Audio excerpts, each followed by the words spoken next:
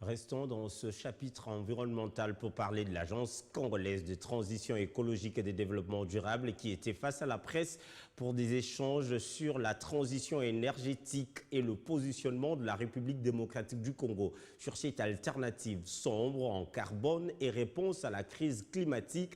Une première rencontre de haute facture qui augure toute une série des échanges permanents dans le cadre de la mise en œuvre du plan pluriannuel de cette agence rattachée à la présidence de la République.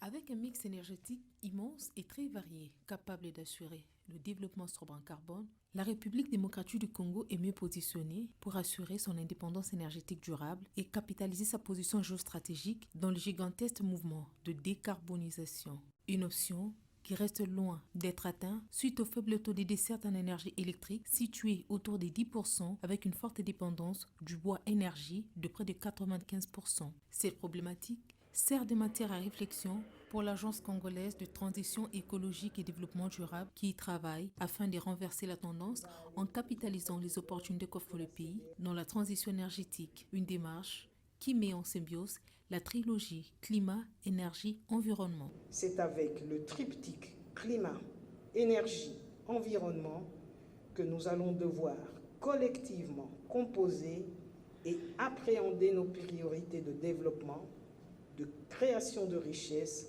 et de souveraineté avec ceux des nouveaux équilibres géopolitiques et géoéconomiques qui se profilent autour notamment des énergies renouvelables, des métaux de la transition, de l'hydrogène décarboné, de l'indépendance énergétique, du contrôle des actifs et de la maîtrise de la chaîne de valeur, et bien d'autres encore.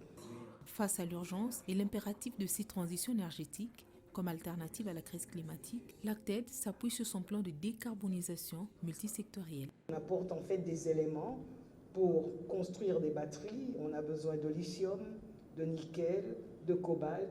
Et sur le cobalt, où nous avons, je l'ai dit, un monopole, ici nous allons nous focaliser sur le secteur de la transition énergétique, donc le secteur de l'énergie.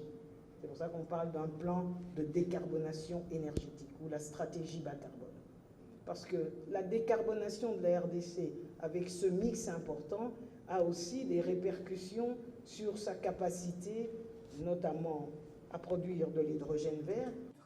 La transition énergétique, une réponse efficace à la crise climatique, et pour la République démocratique du Congo, pays solution, l'ACTED, dans le temps, à travers l'implantation, très prochainement, d'une station pilote pour la production d'hydrogène vert. C'est ici enfin l'occasion pour ACTED d'annoncer ce jour certaines de ces initiatives innovantes à venir, dont la plus emblématique d'entre elles consistera à l'implantation d'une station pilote pour la production à petite échelle d'hydrogène vert en République démocratique du Congo. Cette rencontre de haute facture avec la presse augure une série d'échanges périodiques dans le cadre de la mise en œuvre du plan d'action pluriannuel d'ACTED pour susciter l'appropriation de la culture environnementale.